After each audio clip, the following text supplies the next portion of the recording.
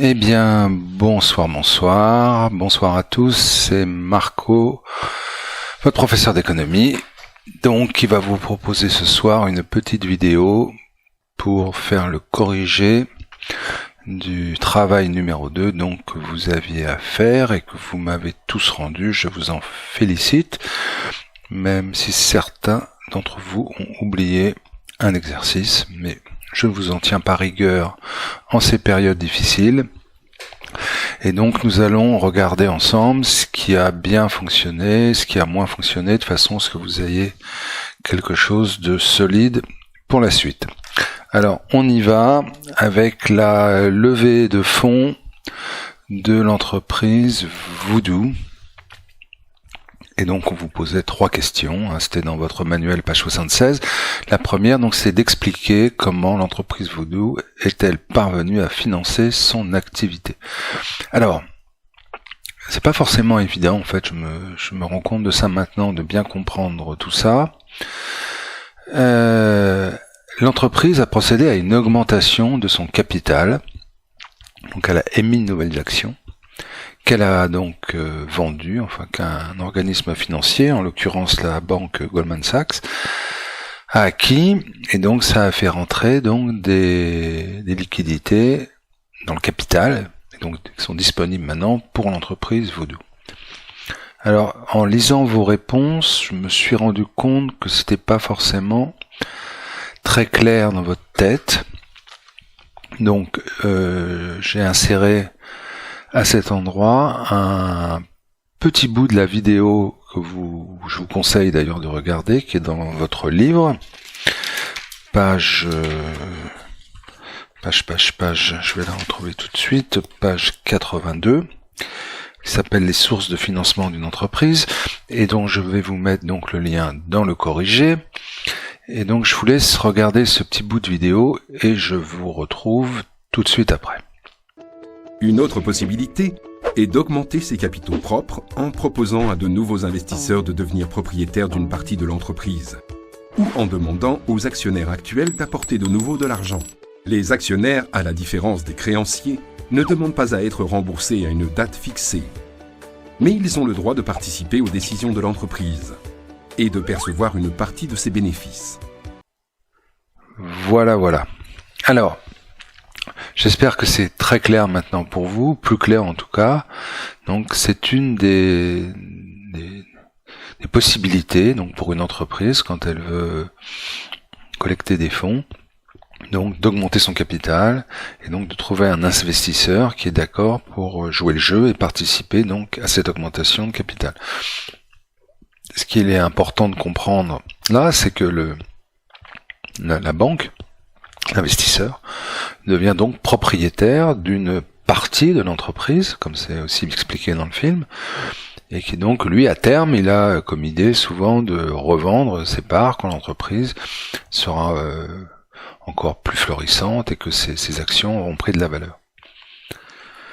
Alors, pourquoi cette levée de fonds est indispensable à l'entreprise Voodoo ? Parce que Voodoo est une entreprise, donc vous avez compris, sur le marché des jeux sur smartphone, marché ultra concurrentiel, où on sait très bien que dans quelques années ne survivront que les plus gros. Donc c'est une course à la croissance. L'entreprise Voodoo, elle veut faire de la croissance, de manière importante, elle veut passer de, je crois, 300 millions de téléchargements à 1 milliard de téléchargements. Et donc il n'y a pas de mystère, il faut investir dans la pub, dans les jeux, dans les produits, dans le développement international. Et donc l'entreprise a besoin de fonds. Et donc c'est une des possibilités donc qui s'offre à elle, comme c'est expliqué dans ce petit film, donc de trouver une entreprise comme Goldman Sachs, un investisseur qui croit en eux, qui croit en cette entreprise et qui donc va participer à l'augmentation de capital. Troisième question, que désigne la notion de financement de l'économie? C'est un concept global, macroéconomique. C'est en fait toutes les modalités que vont pouvoir utiliser les agents économiques, donc à besoin de financement, les entreprises, pour se procurer des fonds, qui vont être nécessaires, bien évidemment, à la réalisation de leur activité. Voilà, donc ça c'était pour le premier exercice. Alors le deuxième exercice, c'était page 82 de votre manuel. J'y vais tout de suite. Là, justement, il y a ce petit film. Les différentes sources de financement d'une entreprise. Alors, il y en a certains peut-être qui sont mélangés parce que le film s'appelait « Les sources de financement d'une entreprise ». Donc là, il s'agissait bien du document 2.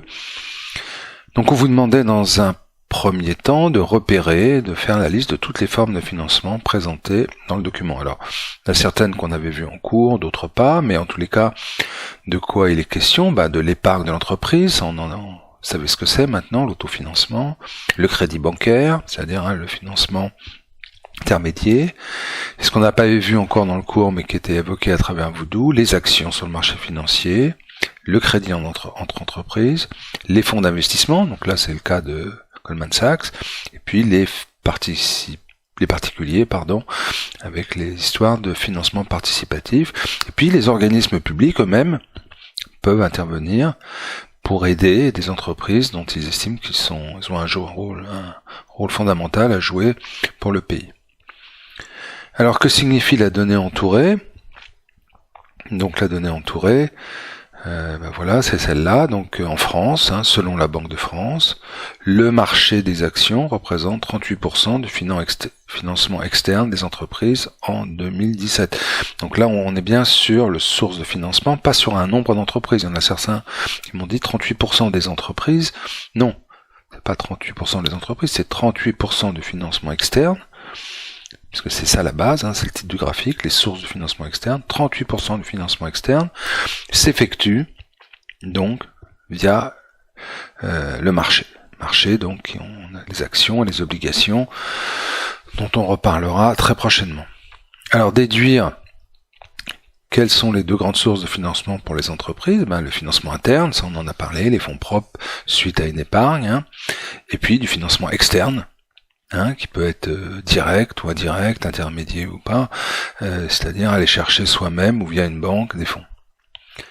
Alors la quatrième question portait sur un exercice d'argumentation. Alors quelle forme de financement vous semble la plus intéressante pour l'entreprise ? Alors il y en a certains qui m'ont répondu celle-là ou c'est l'autre. Alors ce qui était quand même demandé, c'était d'argumenter, c'est-à-dire de présenter des arguments qui permettent à celui qui vous lit de se forger une opinion. Alors, ça c'était en général assez léger.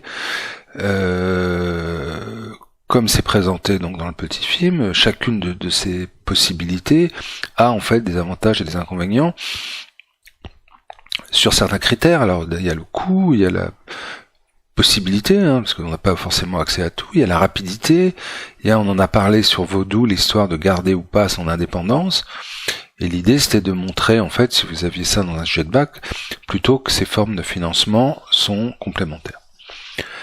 Voilà. Alors, troisième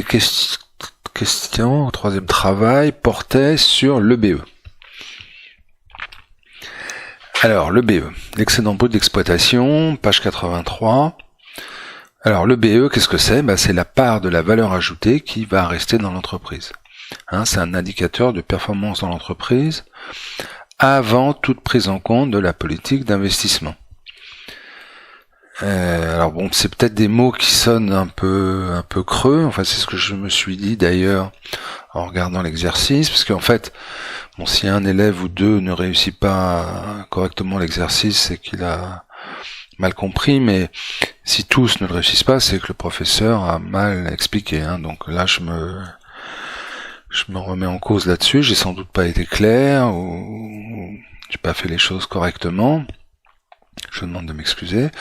Donc, on va regarder d'abord un petit film sur le BE ensemble, pour que vous compreniez bien que le BE va se centrer sur l'exploitation de l'entreprise. C'est-à-dire qu'on va pas prendre en compte dans le calcul de l'EBE, par exemple, dans le cas qui vous était présenté dans le calcul, les intérêts des emprunts, ni les investissements, d'accord ? Ça, ce sont des choses hors EBE. Donc, moi, je m'arrête là 2 secondes. Vous regardez le film donc que j'ai inséré dans ma vidéo et je vous retrouve après. Combien une entreprise gagne-t-elle réellement ? Au cours d'une année, une pâtisserie a vendu 10 000 gâteaux à 31,65 € soit 30 € hors taxe. Elle a donc un chiffre d'affaires de 300 000 €. Pour savoir ce qu'elle a réellement gagné, il faut calculer successivement différents soldes intermédiaires de gestion. Pour fabriquer ces gâteaux, notre pâtisserie a fait des achats qu'on appelle consommation intermédiaire, notamment des matières premières, farine, sucre, de l'énergie, électricité, gaz, le recours à des prestataires extérieurs, pour les emballages par exemple, des contrats d'assurance. La somme de ces consommations intermédiaires représente 200 000 €. En retranchant cette somme au chiffre d'affaires, on obtient la valeur ajoutée, soit 100 000 €, ce qui correspond à la valeur que la pâtisserie a apportée à ses consommations intermédiaires par son travail de transformation. On retranche de la valeur ajoutée les salaires des pâtissiers et les cotisations sociales correspondantes, 60 000 €, ainsi que la taxe d'apprentissage, 10 000 €, qui permet de financer la formation professionnelle. On obtient ainsi l'excédent brut d'exploitation, EBE, 30 000 €. La pâtisserie a acheté 5 000 € un four dont la durée de vie est de 5 ans. Pour cuire les gâteaux, elle dépense donc chaque année 1 000 € de cet investissement. On parle d'amortissement. On retranche cette somme à l'EBE et on obtient un résultat brut d'exploitation, REX, de 30 000 € moins 1 000 €, soit 29 000 €.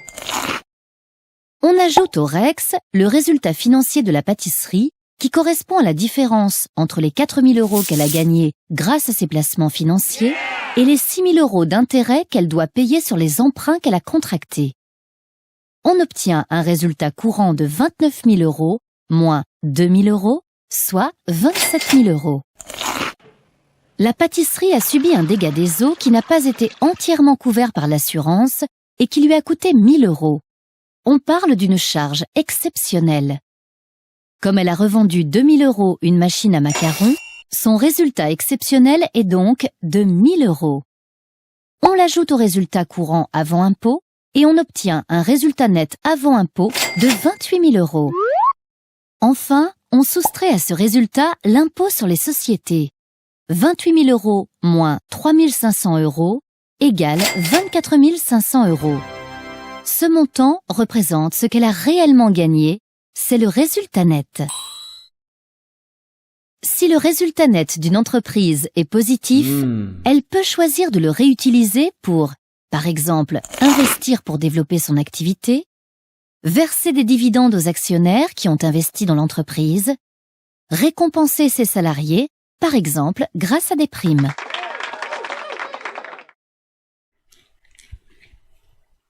Voilà, alors j'espère que c'est plus clair maintenant.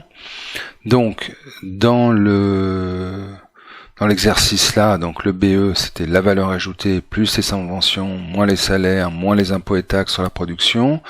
Donc soit 9 millions, moins 3 millions de consommation intermédiaire, ça fait 6 millions de valeur ajoutée. On enlève à la valeur ajoutée de 6 millions les 3 millions et demi de masse salariale, le 1,5 million d'impôts et taxes. On ajoute les 50 000 € de subventions, puisqu'on considère qu'ils font partie donc de l'exploitation, puisqu'ils sont liés à l'exploitation. Et ça correspond donc à un total de 1 050 000.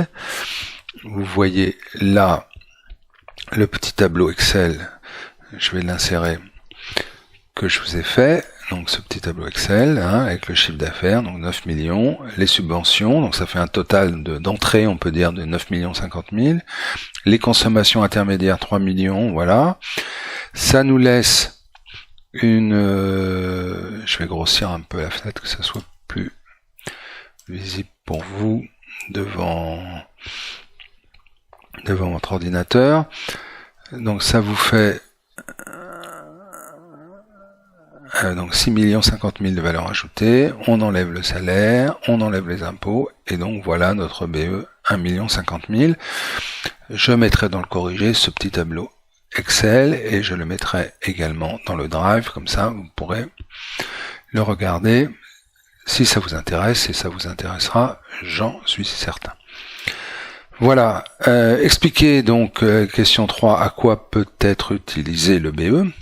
Eh bien, le BE peut être utilisé, évidemment, pour les investissements, hein, ça que ça peut servir, ça peut être conservé en épargne, et puis ça peut être effectivement distribué sous forme de dividendes, par exemple, aux propriétaires de l'entreprise. Hein, c'est par exemple c'est ce que doit escompter aussi Goldman Sachs si Voodoo fonctionne bien.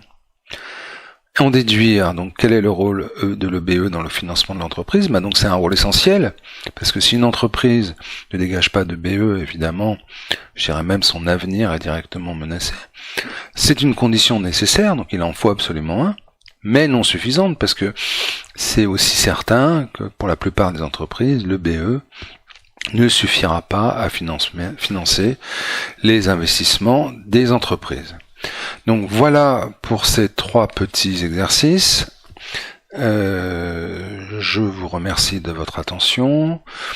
Je vous prépare une vidéo donc sur la fin de financement des entreprises. Je vous souhaite à tous un excellent week-end si vous regardez la vidéo avant ce week-end. Et puis prenez bien soin de vous, portez-vous bien et à très vite.